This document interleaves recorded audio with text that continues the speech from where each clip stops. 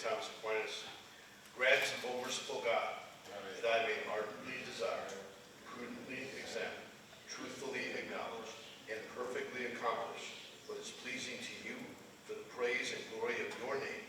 In the name of the Father, the Son, and of the Holy Spirit. Amen.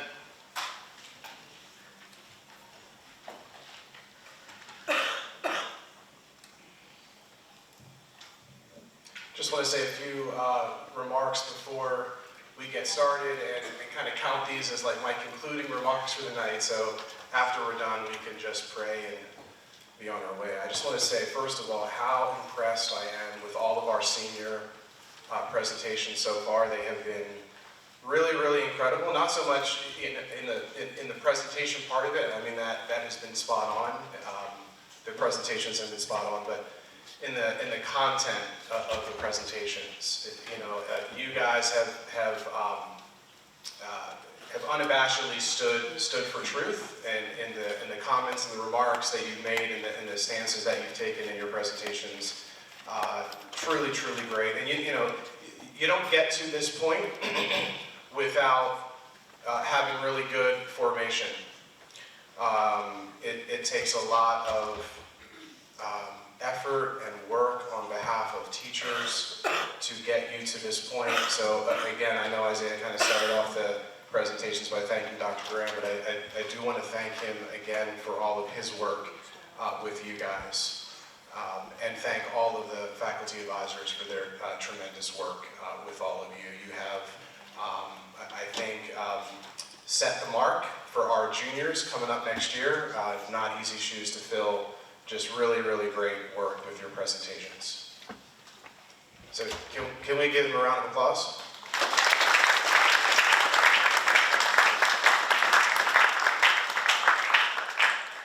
All right, so here we go, kicking off our first presentation for the night. Answering the question, are antidepressants being overprescribed in America? Please join me in welcoming to the podium, Michaela Allen.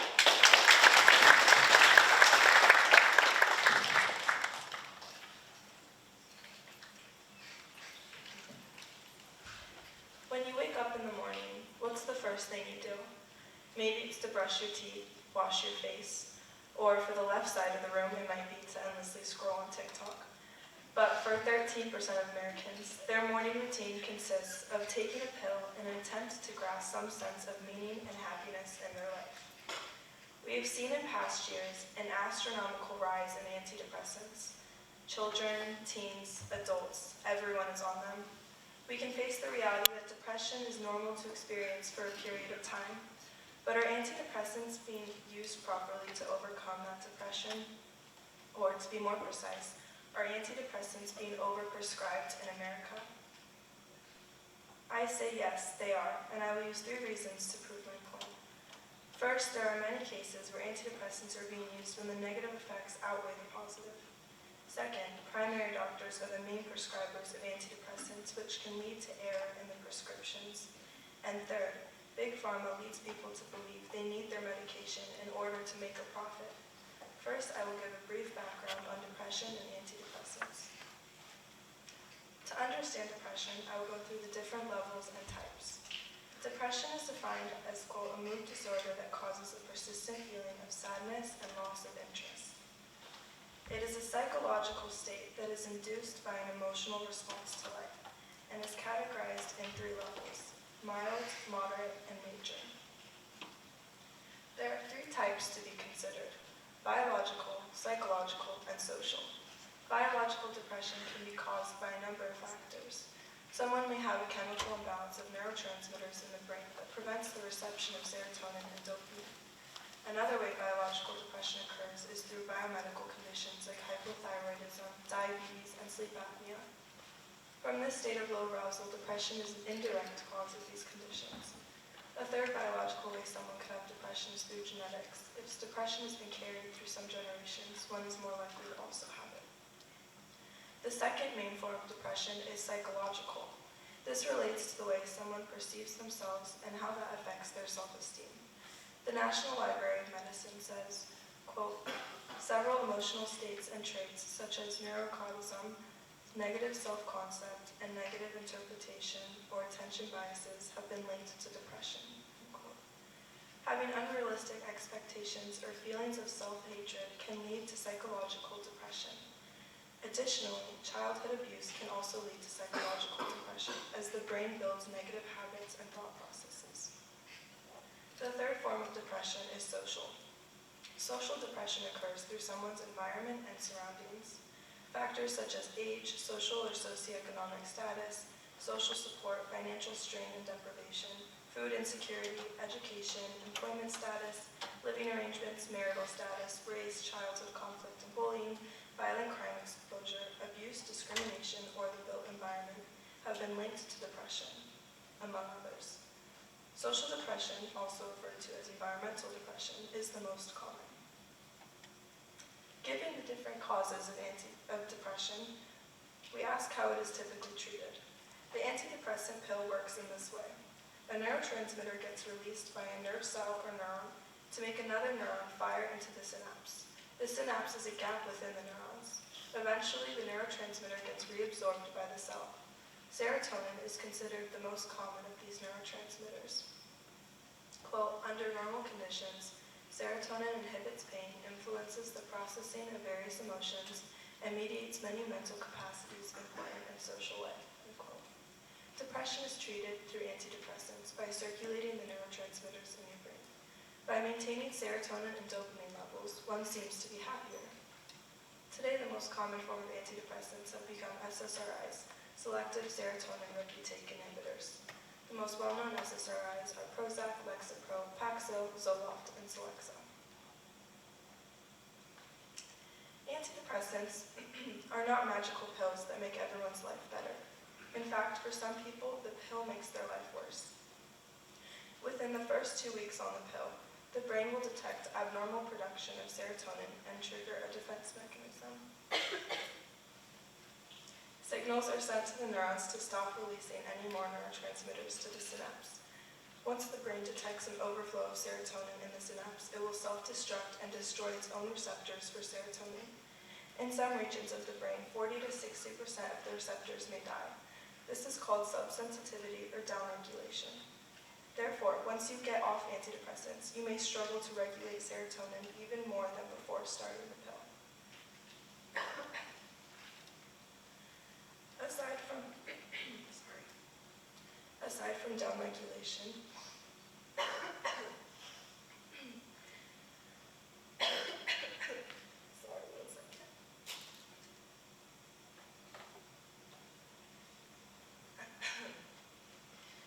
from downregulation, there are many other severe side effects that come along with antidepressants. 8% experience drowsiness and an effect in their sexual functioning. 7% experience weight gain. 3% experience dry mouth. 2% experience insomnia, fatigue, nausea, dizziness, and tremors. And even worse, a study done in 2019 found that people who used antidepressants had a 14% higher risk of heart attacks and strokes, and a 33% greater risk of death. Mania is one of the most extreme side effects and occurs in 1% of patients, which is considered common to the FDA. Quote, it is a potentially psychotic condition of intense mental and emotional excitement. Mania is the most extreme manifestation of SSRI-induced stimulation. The symptoms of mania may involve feelings of godlike power, invulnerability, racing thoughts, unrealistic, elaborate plans, and violence. Since antidepressants may come along with a long list of side effects, doctors must determine more carefully if someone's depression is worth the negative side effects of the pill, and whether antidepressants are truly necessary to heal that depression. After hearing of all these side effects, imagine taking the pill only to receive the placebo effects. Quote, I would say at least half the folks who are being treated with antidepressants aren't benefiting from the active pharmacological effects of the drugs themselves, but from a placebo effect, says Stephen Holland, a psychology professor at Vanderbilt University, who has conducted extensive research on the effectiveness of antidepressants. Quote, if people knew more, I think they would be a little less likely to go down the medication path than the psychosocial treatment path. When feeling sad, all it takes is a trip to your primary care doctor to feel better. Within a 20-minute visit at the doctor's office, you can be given a bottle of antidepressants. There is actually no limiting requirement to see a psychiatrist if you are seeking treatment for depression. A study published in 2011 in the Journal of Health Affairs says, quote, nearly 3/4 of people treated with antidepressants receive them from primary care physicians, and there's evidence that antidepressants are overprescribed. In 73% of healthcare visits where antidepressants were prescribed to patients, no psychiatric diagnosis was reported, up from 60% in 1996. After seeing how severe and serious a prescription of antidepressants can be, there seems to be evidence that overprescription is happening due to the lack of psychiatrist input. The average time spent one-on-one with a general practitioner and the patient is 15 minutes. Imagine only receiving 15 minutes to express what and why something is bothering you. Not only is it a struggle for patients, it's a struggle for primary care doctors. Many have expressed the difficulty and burden that is caused by the time constraint they are put under. Quote, the electronic medical record demands that the doctor checks the boxes showing that the guidelines have been consulted and followed unless the doctor documents why not. So the boxes are checked even when the substances of the boxes are ignored. I am compliant, end quote. Depression is not simply a list of boxes that can or cannot be checked. It is severely more complicated than that, and many physicians recognize this. The time they are given is not enough to properly examine and determine a patient's need for antidepressants. This can lead to misdiagnosis and pressure to give the patient what they want even when it's not what they need. Because of a doctor's persistent time crunch, many prescriptions are gone unevaluated for long periods of time. A study done in 2014, done by a family practice, found that, quote, the longer patients were on the medications, the less likely they were to have their prescriptions reviewed to determine whether they were still needed or working, or if the dose should be changed, end quote. Many patients are given antidepressants and the book is closed. They go throughout their life thinking they need these pills to be happy, when in reality, they were evaluated too quickly or were not evaluated recently enough. James Potash, the psychiatrist-in-chief at Johns Hopkins Medicine, says, quote, sometimes a person gets put on medicine and it simply gets continued because nobody thinks very hard about it. This is a severe issue that is being overlooked and ignored. More awareness must be spread so that people do not feel enslaved to this pill they are told they need to be happy. Every time a prescription is handed to you, someone is profiting from your illness. Would it not then seem to be that those making money would want you to have an illness? Big Pharma controls the drug industry and leads to the overprescription of antidepressants. First off, Big Pharma controls the doctors prescribing antidepressants. Though some still have moral grounding, many primary care physicians will prescribe anything if it means they will profit from a portion. A ProPublica analysis found that, quote, doctors who receive money from the drug makers related to a specific drug prescribe that drug more heavily than doctors without such financial ties. The payment from the drug makers is seen through promotional talks, consulting, and receiving sponsored meals and travel. This is just one way Big Pharma controls the drug industry. These drug companies have every reason to lie to you in order to protect their drug. Essentially, all research done on these drugs is funded by the company itself. This gives them the power to hide the dark truths about their magical happy pills. Quote, a recent controlled clinical trial of Prozac in children disclosed a striking 6% of mania. This was so disconcerting to the pro-drug researchers that they hid the data in a section about causes for dropouts and didn't comment on it in the abstract discussion or summary. Since the company itself is the one doing the experiments and testing on their products, they are the ones who can manipulate and control the results. Big Pharma wants people on their pill because they make a profit. This may not come as a surprise to some, but many are ignorant of this truth and therefore are prescribed antidepressants when they may not actually need them. Though the statistics of people on antidepressants may seem alarming, there could be a perfectly reasonable explanation. In the last decade, our world has experienced detrimental effects from two things: social media and COVID. Of the generations, Gen Z has taken the hardest hit from these factors, and this has led towards the rise of antidepressant prescriptions. The American Academy of Pediatrics says, quote, between January 2016 and December 2022, the monthly antidepressant dispensing rate increased 66.3% in the U.S. for adolescents aged 12 to 25 years. Additionally, the Pew Research Center survey of teenagers aged 12 to 17 conducted in 2018 says 7 in 10 U.S. teens said anxiety and depression is a major problem among people their age in the community where they live, end quote. These antidepressant prescriptions can be drawn back to social media and COVID. 93% of American teenagers use social media, so no wonder many have fallen into a deep pit of depression. COVID also took a huge toll on Gen Z as schools shut down and social life stopped moving. From what my generation has been through, it only seems reasonable to resort to medical attention. From this, one could argue that antidepressants are not overprescribed. There has just been a rise of depression rates from Gen Z.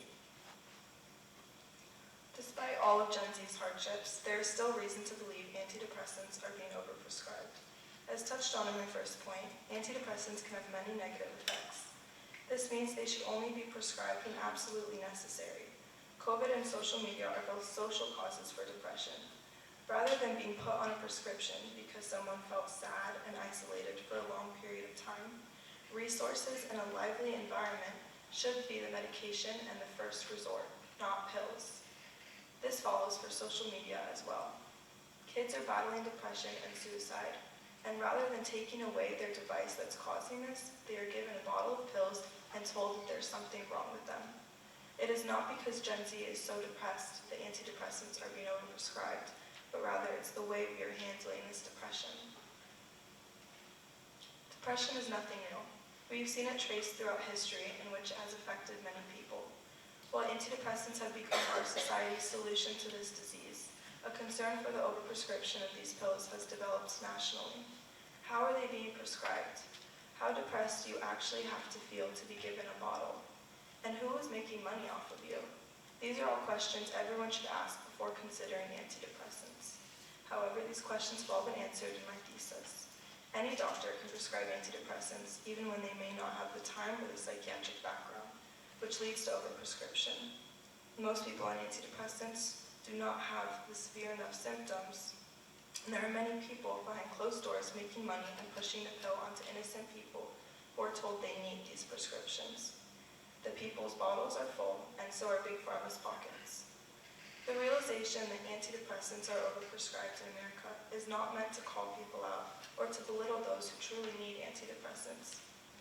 We must realize that antidepressants are not always and do not have to be the solution to our country's depression epidemic. Thank you. I now stand for questions.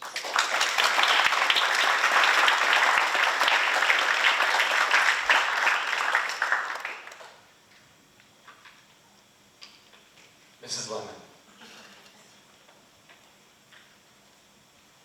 Well done, Michaela. Thank you so much for that. I did have a question. If you have any thoughts or researched this at all, you're focusing predominantly on social depression, those causes of social depression, correct? Okay, so my question would be, what about the impact on actual brain development and formation for Gen Z during COVID-19 and social media influencing? Do you think it's possible that there's actually an increase in biochemical depression because of COVID-19 isolation and social media, or is it purely a social aspect? Thank you for your question. I think that the social media and COVID-19 have caused, specifically within Gen Z, so many people to feel like it could have been an effect from like their hormones being changed. So, for example, being isolated for a long period of time, away from your friends, and you begin to feel depressed, and your hormones begin to fluctuate, and then that could be considered as biological depression. But the solution to that would, rather than being given antidepressants to resolve that biological depression, it would be to resolve the environment that they're in and make an environmental change. Thank you for your question. Thank you for your presentation, Michaela. You did a very good job. I was wondering if you thought at all about alternative treatments for people with environmental depression, and what are some other options for people that are struggling with that other than taking an antidepressant? Thank you for your question.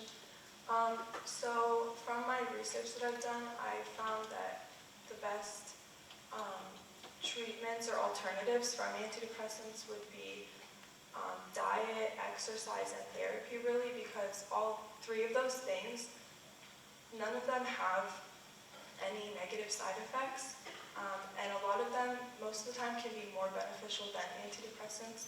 So, like I said in my presentation, usually you should try those options first, especially for people with social depression, rather than resorting first to antidepressants. Thank you. Ms. Ianchi.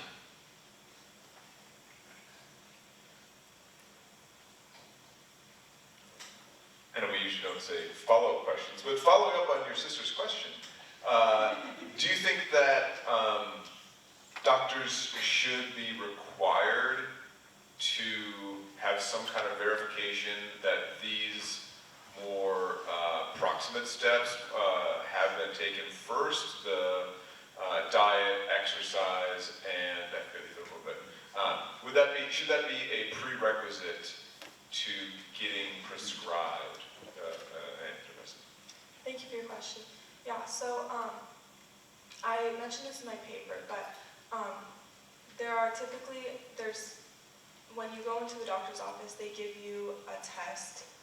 It's a survey or a questionnaire that you fill out for your depression, and typically that's enough for a doctor to determine whether or not you need antidepressants. But the issue is that they don't have enough time. Like I said in my presentation, doctors just don't have enough time to truly determine, well, so you're not sleeping well at night, but how much time you spend on your phone? And, well, like, you feel sad all the time, but what's in your diet? Are you drinking enough water?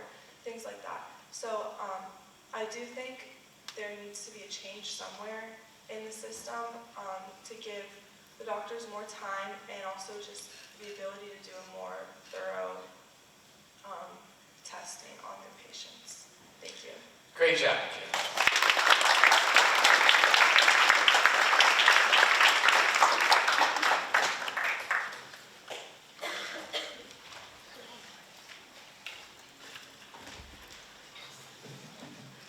All right, our next presenter is going to address the question, is modern architecture appropriate for church design? Please join me in welcoming to the podium, Joseph Mortensen.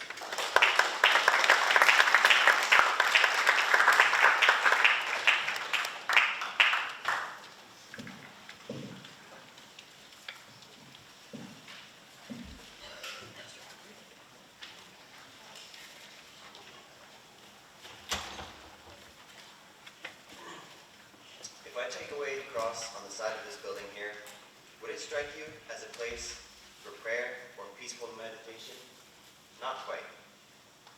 The altar here does not seem to improve the space much either. It clearly lacks artistic worth.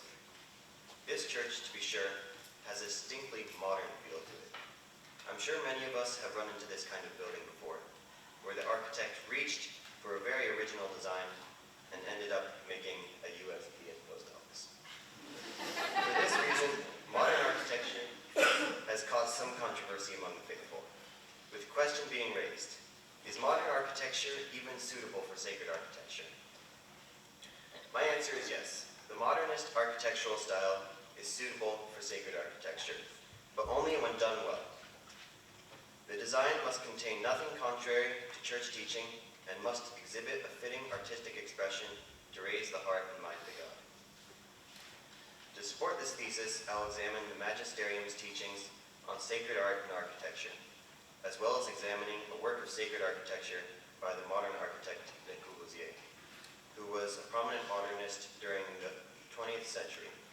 Specifically, I will be studying his chapel of of Notre Dame du Haut, which was built in 1952 at Longchamp in France. But first, to the Magisterium's teaching. To start us off, I have a quote from the Catechism of the Catholic Church, which states that sacred art, and thereby architecture, arise from man's own effort and communicate truths about God, quote, in a language accessible to sight or hearing, end quote, as opposed to through, say, writings like the Summa. Another quote from the Catechism emphasizes the importance of sacred art being able to evoke the transcendent mystery of God, stating that genuine sacred art draws man to adoration, to prayer, and to the love of God. That being said, what styles does the Church deem acceptable for sacred art and architecture? Sacrosanctum Concilium, a constitution put forth by the Second Vatican Council, states that the Church has not adopted any particular style of art as her very own. She has admitted styles from every period according to the natural talents and circumstances of peoples.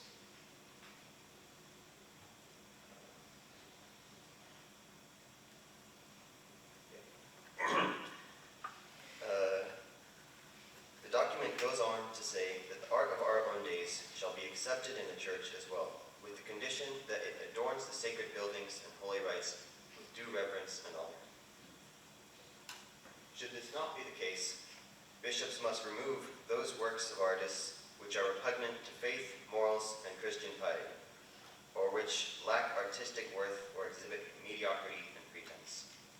Basically, what this last quote says is that it has to be good, and ultimately it's down to the bishop to decide. The question remains then whether modern architecture holds the qualities of sacred art or the vices that would call for its removal. So now, let's examine the modernist architectural style.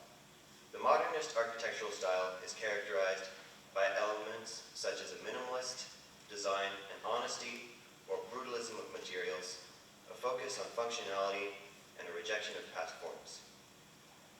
These principles all come with a lot of historical and cultural context. For one, modern architecture was made to meet the needs of its time. The world was just coming out of the world wars and needed fast, functional buildings, which they could build with the new tools and materials the century had brought with it. Perhaps what had an even greater impact, though, was the shift in ideas. After the First World War, people felt an urge to do away with what the previous centuries had been building. This sentiment is reflected very well by this excerpt from Eric Maria Remarque's novel, All Quiet on the Western Front, in which she reflects, "It must be all lies and of no account when the culture of 1,000 years could not prevent this stream of blood being poured out." Thus, the sentiment of a rejection of the old and a desire to start the new epoch from zero was not wholly ungrounded.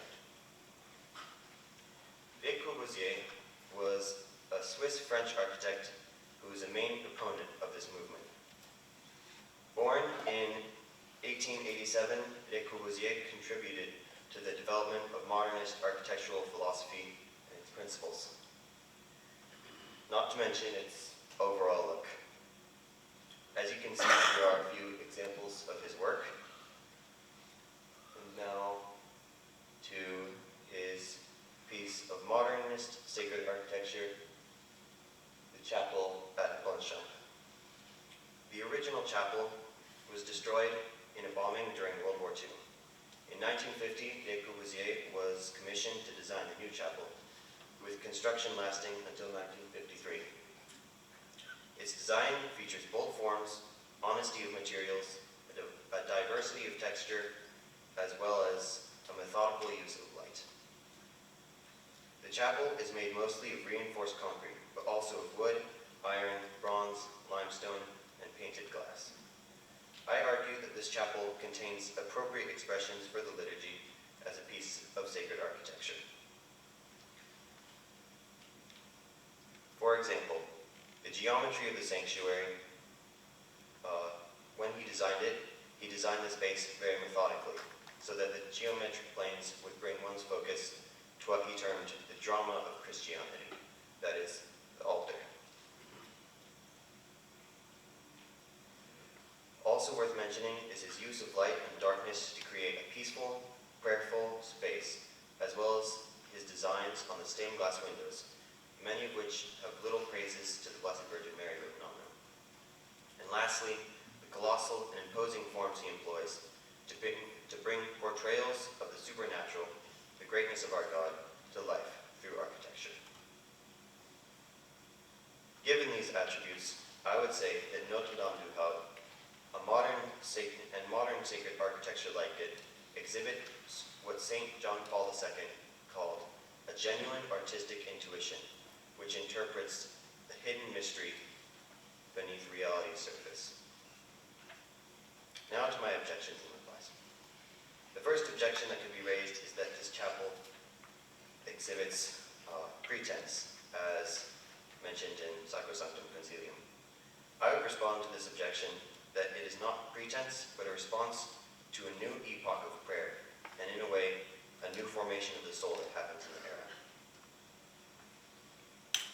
Another objection that could be raised is that this kind of modernist design is mediocre and lacks artistic worth. My response is that it is not a lack of artistic worth, but a very intentional simplicity of design to highlight what is important. For example, Le Corbusier explained in his personal writings the design of the sanctuary as being to bring focus to the altar by use of different geometric planes. In conclusion, I believe that when executed properly, modern architecture is a permissible form of sacred architecture, as exemplified by designs like Le Corbusier's chapel of Notre Dame du Havre at Roanchon. Thank you, and I now stand for questions.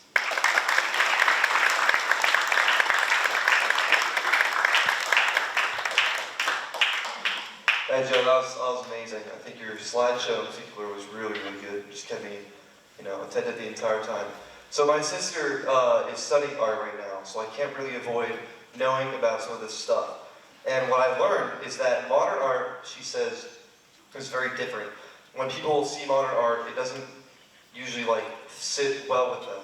And so my objection is aimed towards the church's purpose, which is to not, yes, it's for God, but it's also for God's people to come there and worship Him. And so my objection is that, well, how would you answer the objection that a modern chapel, like you just showed there, can be, wildly distracting to the people who are trying to give praise to God. And even though technically it doesn't go against doctrine, just in that practical sense, it's very, distracting and doesn't work as well. Thank you. Given the minimalistic style, it's hard to say it would be that distracting, aside from the fact that it's just different from what you usually have. But usually they're centered, if it's done well, they're centered around bringing a focus to what is important. As I mentioned, bringing focus to the altar. Yeah, thank you. Excellent presentation, Joseph. So, generally, either objectively speaking, or at least in the cultural perception, modern architecture seems to be less beautiful than traditional architecture, especially with churches. So, while it may be, as you said, it is permissible to use modern architecture for churches, but really, are there any benefits to choosing modern architecture over more traditional styles that are more beautiful, both objectively and as people would perceive it? Thank you for your question. I believe that there would be, yes, and especially there definitely was during this time. Now, I would say less so, because we've it's been, we aren't just coming out of World War II, so we're a little bit more detached from that, but it was definitely necessary in a time just recovering. For example, in Spain, they were just recovering from the Civil War, where there was a lot of burning churches, and makes you wonder, okay, what did this kind of like more traditional design start to represent to these people, and does it need to be reframed as something more accurate to what it is? Thank you. Thank you for your presentation. It's very good. And the topic is especially good. My question is, you mentioned at the beginning modern architecture, as long as it is not in contradiction to church teaching. The question for me is, what about the architect? So you highlighted Le Corbusier, and he was known for his anti-Semitism and support of eugenics and fascism, and generally things that are in contradiction directly with Catholic teaching. So does that bear on the architecture and whether it ought to be adopted? Thank you for your question. This was not actually something I came across in my research. I tried to research his views because it was known that he wasn't expressly Catholic as an architect. But it seems that in this point in his life and for this church, at least he had enough of an idea to know what his commission was and what he was designing. At the same time, there was a lot of direction from the bishop. For example, in his original design, he did not include a bell tower, and the bishop came back and said, okay, well, we're not going to build it if it doesn't have a bell tower, so design me one. And they did. And so it does play a big role, and I would recommend to anyone building a church, find, as long as he's good, find a Catholic architect because he will understand his space better. But if you don't have a lot of good alternatives, or this person's available and it isn't contradictory to church teaching, I would say it's okay. Thank you. Good job, Miss.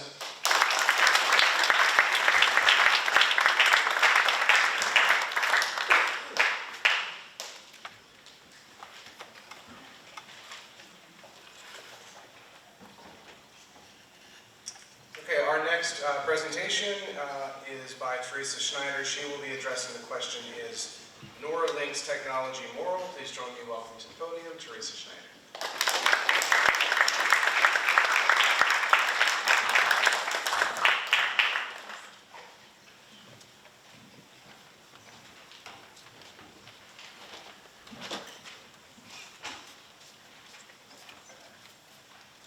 Artificial intelligence and neural chips have always seemed to be in the future, but we can see clearly that this future is now.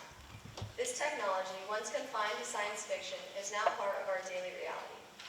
The one I find to be the most ambitious of these technological advancements in the development of brain-computer interfaces, or BCIs, is a company called Neuralink, founded by Elon Musk. Neuralink aims to implant chips into the human brain, promising to treat neurological conditions and even enhance cognitive function. Although this may sound groundbreaking, today I argue that Neuralink's technology and its foreseeable use on healthy and fully functioning individuals to enhance cognition beyond what is humanly possible is immoral. This technology crosses ethical boundaries, threatens the very principles that define our humanity, and poses significant risks. Let me explain what Neuralink actually does. Founded in 2016, Neuralink aims to create a BCI to connect the human brain with computers. The device, known as the Link, is a chip implanted into the brain that can read and transmit neural signals.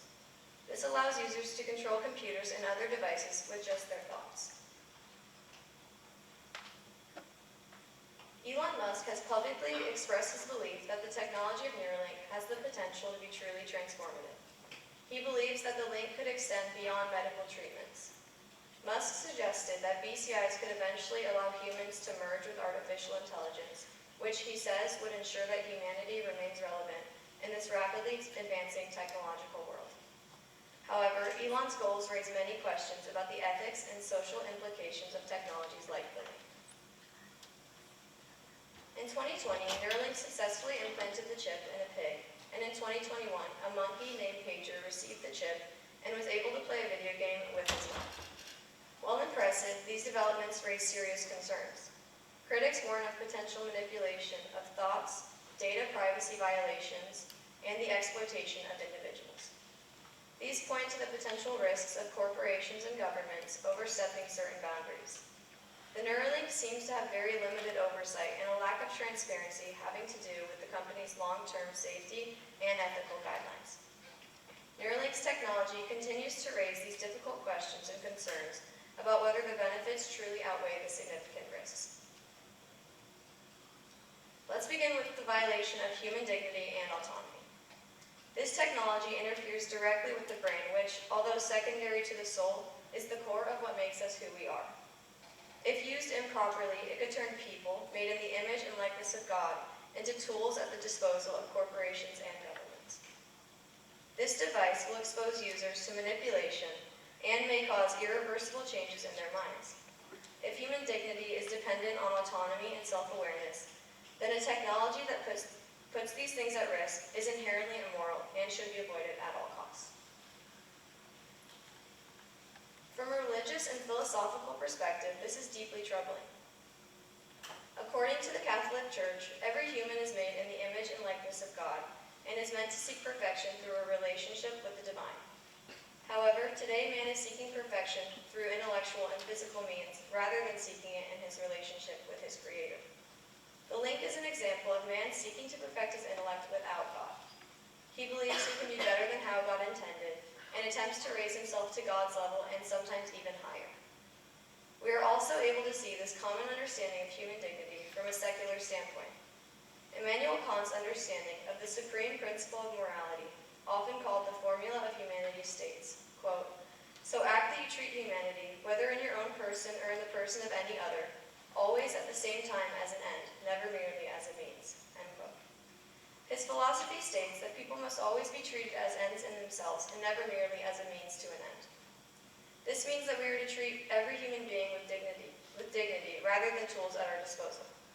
If the link allows for the manipulation of the human brain or poses a risk of accessing human thoughts, then it violates this moral principle.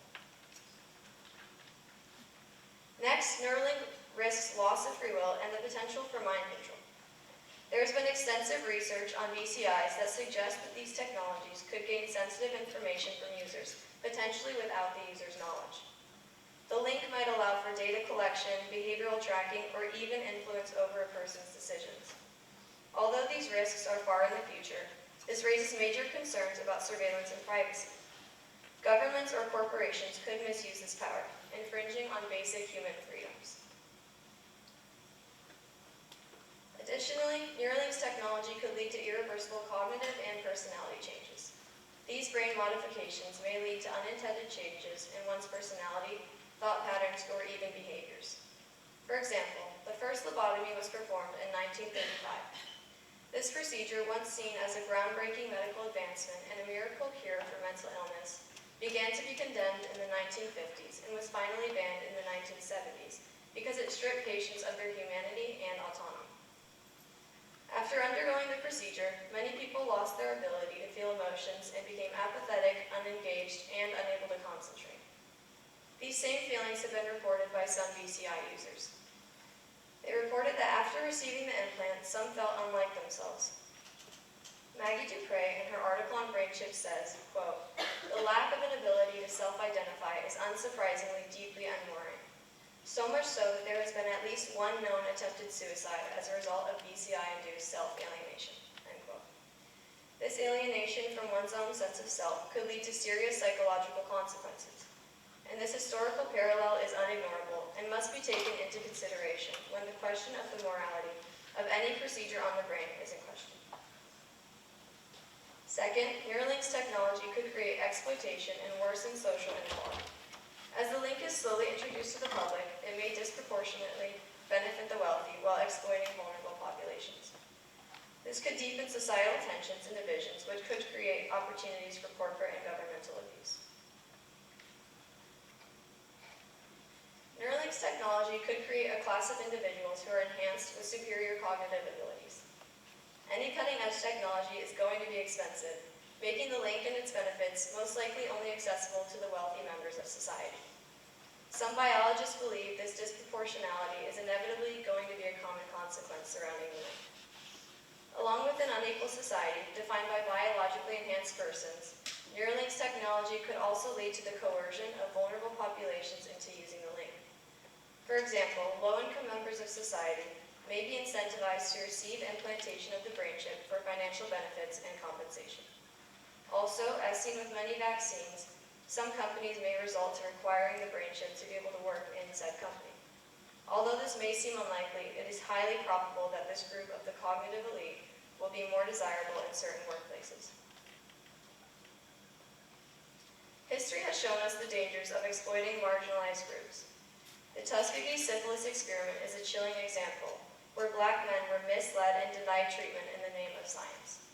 Researchers allowed the illness to progress so drastically untreated to observe how the disease grew and progressed naturally, which led to unnecessary suffering, disability, and death among this group of men.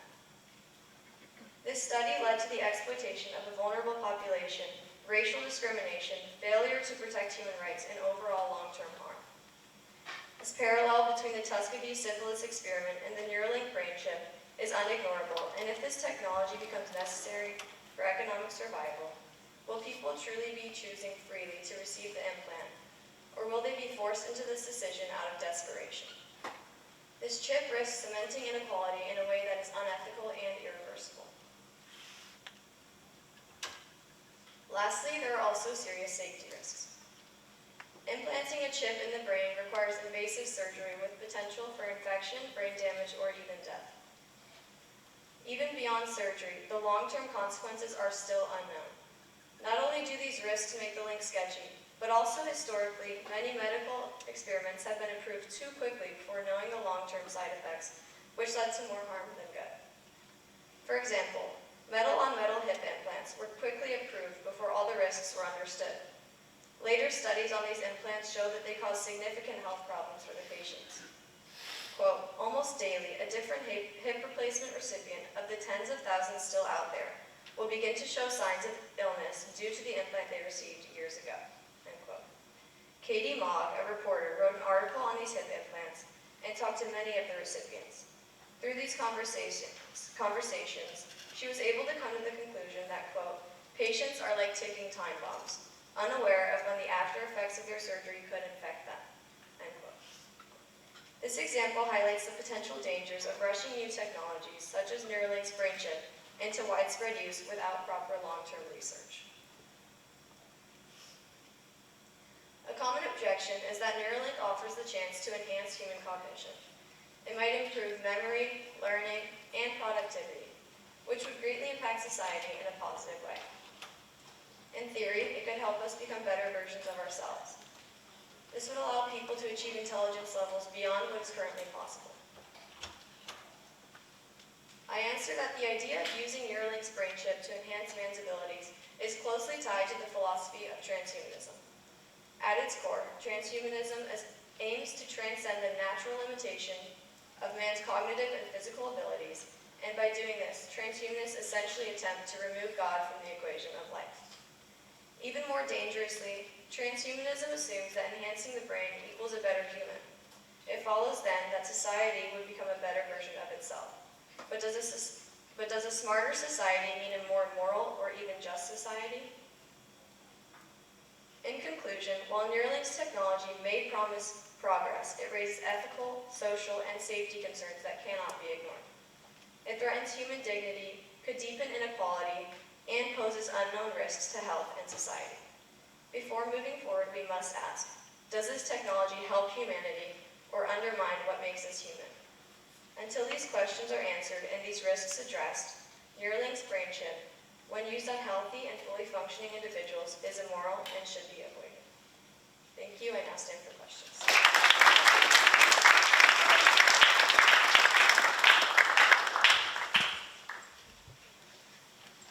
Thank you, Teresa. That was a great presentation. So, I agree with your thesis generally, but like you kind of said in your objection, it's another step for humanity. And so I was wondering if we can what you think if we push it kind of further back. And what I mean by that is technological advance will always be a part of humanity, and AI was kind of the step that's happening right now. So would you say that maybe we should stay away from AI and that leads towards transhumanism? Thank you for your question. So I do agree that AI has been a big step for humanity, but I think the Neuralink is very different because it is a chip inside your brain, and since it's connected to an external device, which is like a computer or something, anyone who has access to the computer has access to the chip, which has access to your brain. So I don't think that. Thank you. Great presentation, Teresa. So you said at the end that this chip is not necessary for people who are already fully functioning, but what would you say about the people who cannot fully function, who are paralyzed in some form? Would implanting the chip in their mind in their brain to help enhance, even help them even regain their lost abilities, would that outweigh the negatives that you stated? Thank you for your question. I still believe, even in cases like that, where it seems like it could be very beneficial to receive an implant, and it seems like it could help a lot, I think it's still prudent to refrain from it because the risks, I think, outweigh the benefits a lot. Great presentation. So you noted how the Neuralink could possibly inhibit one's relationship with God. But if you have access to any church doctrine or any church teaching, in your mind, do you think that could heighten one's relationship with God? I still think if you have the information in the chip, then it's coming from the computer, correct? So why would we risk putting the chip in our brain rather than just getting the information straight from the computer? Oh, that was an excellent presentation, Teresa, and I completely agree with your thesis. But right now, we are seeing the use of chatbots, AI chatbots, that many people use to an extreme level, even not being able to write essays or emails or come up with arguments on their own, instead are relying on these chatbots. And it seems that they're using them for human functions that define us as humans, like communicating with others and critical thinking. So do you think that this is a form of dehumanization that's dangerously similar to what you were talking about with the Neuralink, and should this be avoided? You're talking about the chatbots that people use, like AI? ChatGPT. Okay. Yeah, I do think that ChatGPT is a huge problem, especially for students right now. It's definitely taking away our skills. And I believe that Neuralink and ChatGPT could be seen in a similar view, but I think that the Neuralink brain chip is way more serious than. Great job, Teresa.